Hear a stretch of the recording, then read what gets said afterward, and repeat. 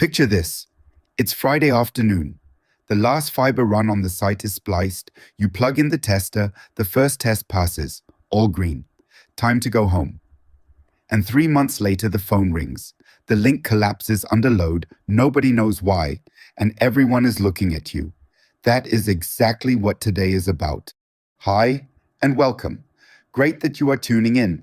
I'm Sebastian from Mescom GmbH, based in Mauen, and here on Measure Don't Guess, I bring you regular insights on Wi-Fi, fiber, and network test and measurement. Today it is about how you certify fiber the right way. So not, it's plugged in, it lights up, good enough. Instead, measured cleanly, documented cleanly, and at the end an acceptance report in your hand whose data belongs to you. And that last point, data sovereignty, gets more interesting than you might think. But one thing at a time. Let's start with the why. Fiber is booming. Everyone can feel that right now.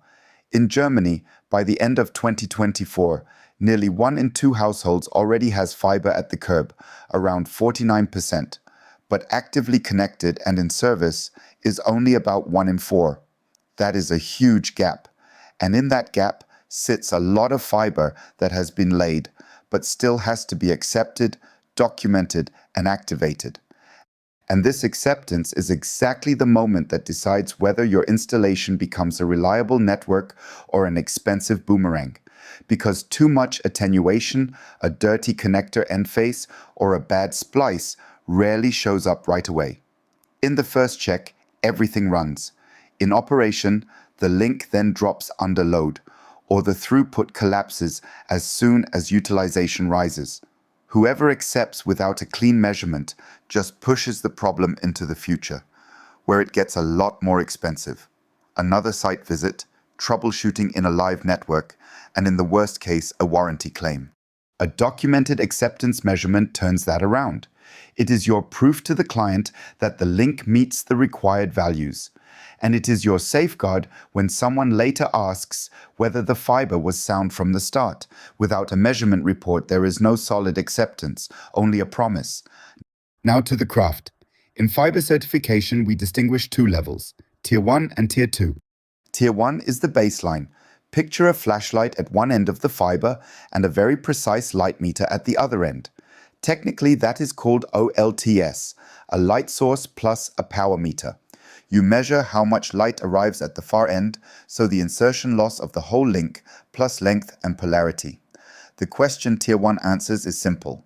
Does enough light arrive, and does the attenuation stay within the allowed budget?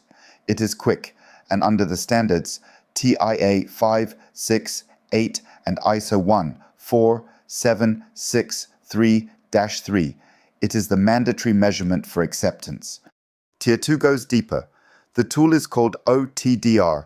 Think of it like sonar for the fiber. It sends light pulses in and listens to what comes back. That way it sees every single event along the link. Every splice, every connection, every bend, every break, each with location, attenuation, and reflection. So Tier 1 tells you, overall it passes or it does not.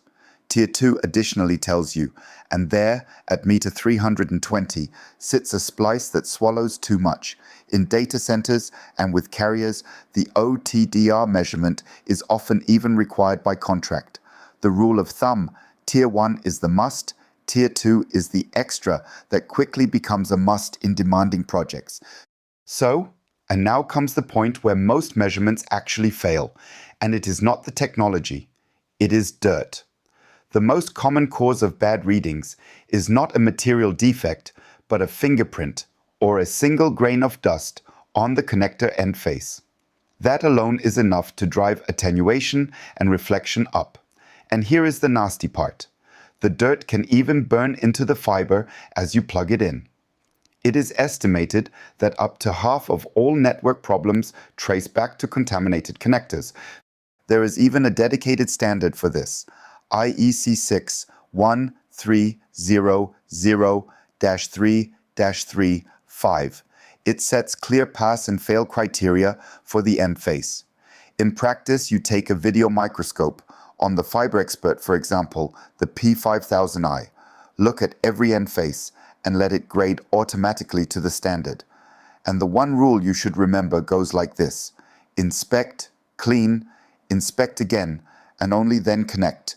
Clean end faces are half the battle for a past certification. Let's get to the devices, because this is the question I get most often. What do I actually need? That depends on what you are accepting. If you do copper and fiber, the Softing WireXpert MP series is a solid all-rounder. It is a modular certifier, copper up to Cat 8 and fiber in multi-mode and single mode, and the modules combine freely. One device for both worlds, which saves you a second case. If it is purely about fiber and all the way down with OTDR, then the FiberXpert FX5000 is the specialized platform for Tier 2 testing in single and multi-mode. And one point that is worth gold in practice: repair and calibration happen at the manufacturer directly in Haar near Munich. Softing is a German company, not a support ticket sent overseas. If this episode is useful to you so far, then subscribe to the channel and leave a like. It costs you 10 seconds and helps us enormously, so more people in the trade find episodes like this. All right, let's carry on, because now comes the part almost nobody talks about. One question is almost never asked when choosing a device, even though it keeps getting more important. Where do your measurement data actually end up? You measure for days, you collect hundreds of reports, and then what? Many manufacturers tie you to their own cloud, hosted somewhere in the world. That sounds convenient at first. In practice, it quickly clashes with GDPR and with your client's internal IT policies. And since the NIS2 rules came into force at the end of 2025, as a company you even have to secure your supply chain. A tool that forces your data into a foreign cloud turns from a convenience into a compliance risk. In case of doubt, you will not even get the tool approved at the client. And here it gets interesting, because this is exactly the reason I picked Softing for this episode. Softing deliberately goes another way. The manufacturer runs no cloud of its own at all. The new app ITN Sync moves the measurement data from the WireXpert MP series first onto your smartphone, and from there into the cloud that you have approved: OneDrive, Teams, or whatever is allowed in your company. You collect the data and route it to where it belongs. Data sovereignty stays with you. And that is exactly the topic we talked about in the very first episode of this series, digital sovereignty.